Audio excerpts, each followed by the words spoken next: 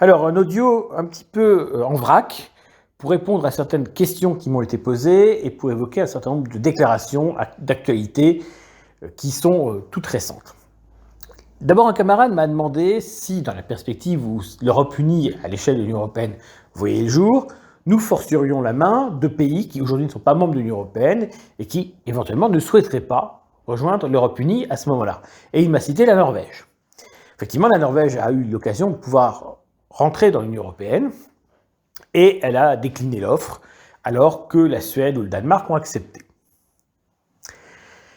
La Norvège bénéficie d'une manne financière du pétrole de la mer du Nord et donc une certaine indépendance, elle tient à un certain nombre de traditions et effectivement aujourd'hui, tout comme la Suisse, la Norvège ne souhaite pas rejoindre l'Union européenne.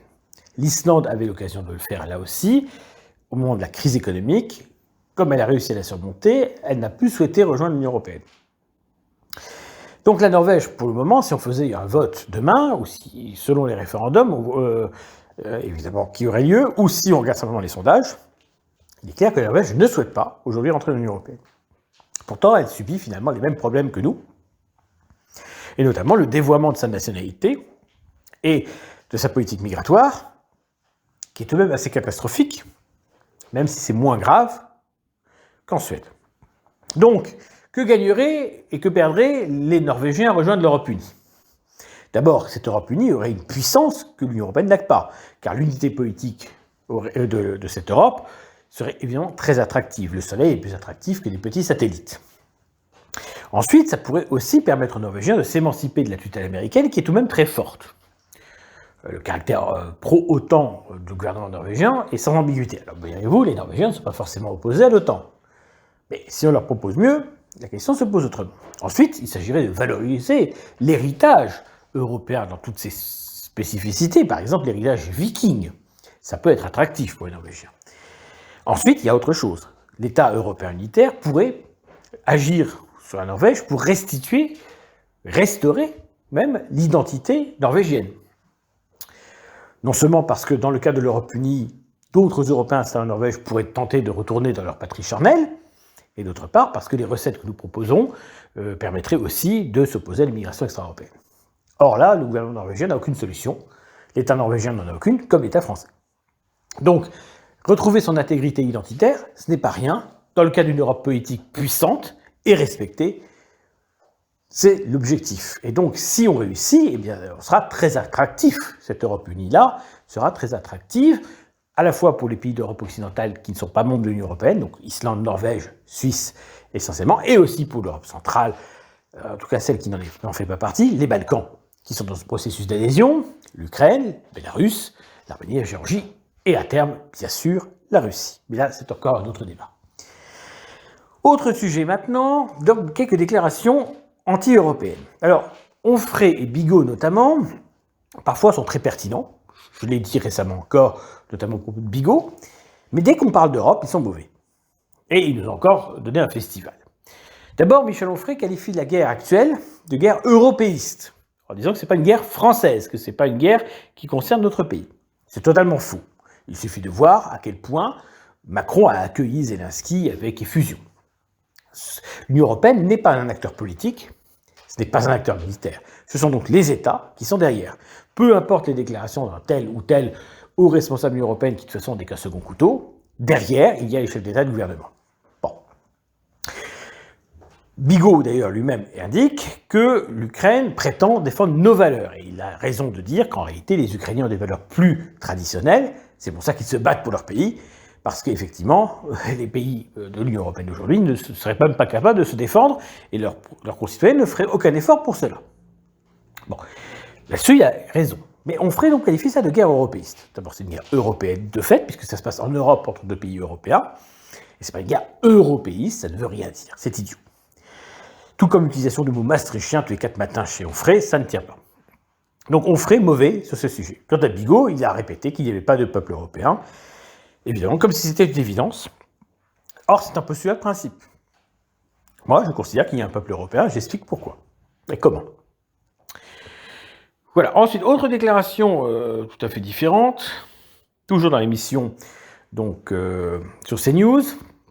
eh bien, Charlotte Dornelas a été particulièrement pertinente sur la question des mineurs isolés. Elle parle souvent des questions d'immigration dans l'émission en question, et elle a été pertinente sur ce problème. Bien entendu, elle ne propose pas de solution, elle ne fait que le constat. Elle explique bien que la législation en matière de défense des mineurs isolés permet une porte d'entrée à l'immigration. En réalité, il faut changer cette loi. Alors cette loi, elle ne vient pas de l'Union européenne, là encore. C'est un choix de l'État français d'avoir accepté un certain nombre de conventions internationales dont elle aurait pu totalement s'extraire. Donc effectivement, les mineurs isolés doivent être renvoyés dans leur pays. C'est la logique la plus naturelle. Et c'est évidemment pas ce que l'on fait. Donc elle était assez pertinente, elle a dénoncé le rôle des associations, les pressions et les faiblesses du gouvernement aussi. Autre sujet, une déclaration récente, je crois d'aujourd'hui, d'Éric Zemmour. Vous savez que j'ai apporté mon soutien à Éric Zemmour dans le cadre de la campagne présidentielle. Ça ne veut pas dire que je dis amen à tout. Ça ne veut pas dire qu'aujourd'hui je le soutiens dans toutes ses déclarations. Or, une déclaration aujourd'hui me paraît politiquement maladroite, mal avisée. À propos de la réforme des retraites, Éric Zemmour a affirmé que c'était sa réforme.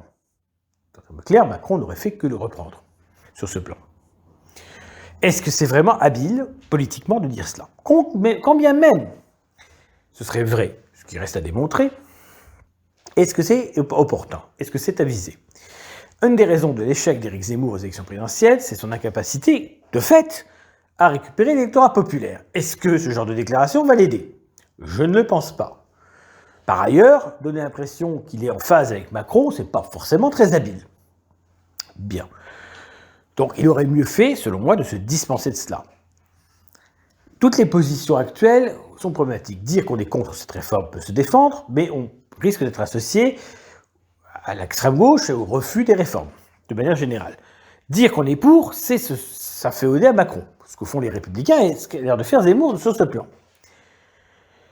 Il faut proposer autre chose. C'est la seule stratégie, que ce soit le RN, les LR ou l'autre, il faut dire nous sommes contre cette réforme parce que nous avons une autre réforme à proposer, meilleure. C'est ce qu'aurait pu dire Zemmour. Voilà, je suis désolé de le dire, mais tactiquement, ça c'est pas bon. Cette réforme ne fait pas du tout l'unanimité. Si on n'a pas de choses utiles à dire, mieux vaut ne rien dire. Autre sujet qui a été évoqué d'ailleurs par Bigot, la loi aurait été votée tout à l'heure, donc par les parlementaires, une protection du statut d'EDF. En termes clairs, c'est un député socialiste qui a proposé ça, et ça aurait réussi à passer, grâce au vote du RN certainement, la préservation du caractère donc étatique d'EDF. Car certains pensent que la renationalisation prévue d'EDF n'est qu'un attrape-couillon, et qu'il s'agit en fait de renationaliser pour ensuite reprivatiser. Là-dessus, ce vote contre l'avis du gouvernement est intéressant. Et d'ailleurs, Bigot a salué cette décision, pourtant d'un député de gauche, mais effectivement là-dessus, il a raison. Moi, je suis favorable de toute façon à un service public européen de l'énergie. Service public, je dis bien. Il faudrait une sorte d'Europe énergie, ou quelque chose du style électricité d'Europe, ou quoi que ce soit analogue. Pas évidemment calqué sur le modèle français, mais avec notamment l'idée d'un nucléaire européen qui nécessite forcément des investissements lourds et qui nécessite aussi une sécurité très importante. Donc, finalement, c'est une bonne nouvelle. Enfin, quelques lectures conseillées. Malheureusement, pour une raison mystérieuse, ce début de mois de février est très pauvre en sorties littéraires et d'ouvrages intéressants. Donc, c'est difficile de m'en procurer. J'en ai trouvé un quand même intéressant. Il y avait 2 ouvrages chez Perrin qui sortaient aujourd'hui concernant la Perse, l'Iran. Un sur la Perse de l'âge d'or. Alors, j'avais eu vent de la sortie de cet ouvrage, je pensais que ça concernait soit le règne des Achéménides, c'est-à-dire Darius, Cyrus et les autres, ou bien le règne des Sassanides, donc à partir du début du IIIe siècle jusqu'à la chute face aux musulmans. Non, ça concernait les Safavides, ceux qui ont transformé l'Iran d'un pays sunnite à un pays chiite. Ça m'intéressait beaucoup moins, c'est-à-dire la période 16e, 18e siècle. Mais il y avait un autre livre qui sortait, de Christian Pahlavi et Pierre Pahlavi, ce doit être des gens d'origine iranienne, quand on porte un nom pareil, c'est difficile de voir autrement, qui avaient ouvert le bal des ouvrages d'histoire sur leur pays, ou en tout cas un pays qui les intéresse, donc l'Iran, notamment sur les conditions de la révolution de 1979, la fameuse révolution avec comédie. Le livre qu'il propose est intéressant, s'appelle Le Pont de la Victoire, L'Iran dans la Seconde Guerre mondiale. Je vous rappelle que l'Iran n'a pas été acteur de la Seconde Guerre mondiale, mais qu'accusé d'être trop pro-allemand par les soviétiques et les anglo-saxons, l'Iran a été envahi par ces puissances en question. Le Shah d'Iran de l'époque, Reza Shah, chassé, mis en exil, contraint. Et donc l'ouvrage est très intéressant parce que ça parle d'abord des relations entre l'Allemagne nazie et l'Iran, avant-guerre et pendant la guerre, et ça parle aussi de l'action, tout simplement, des Alliés. Ouvrage sur un sujet peu connu, et surtout revu de manière très objective. Notamment, il montre que Reza Shah était loin d'être un pro-allemand fanatique, et que, clairement, il n'avait pas eu l'intention réellement, objectivement, d'une alliance avec l'Allemagne. Mais l'auteur explique, enfin les auteurs expliquent notamment la fascination que certains Iraniens avaient pu avoir pour ce régime. Et notamment évoque un sujet encore moins connu, la situation des Iraniens en exil vivant en Allemagne et en Europe pendant la Seconde Guerre mondiale. Où là on verra que certains font le choix de l'axe, d'autres évidemment sont particulièrement silencieux. Mais c'est intéressant de voir la position de l'Iran sur ce sujet-là.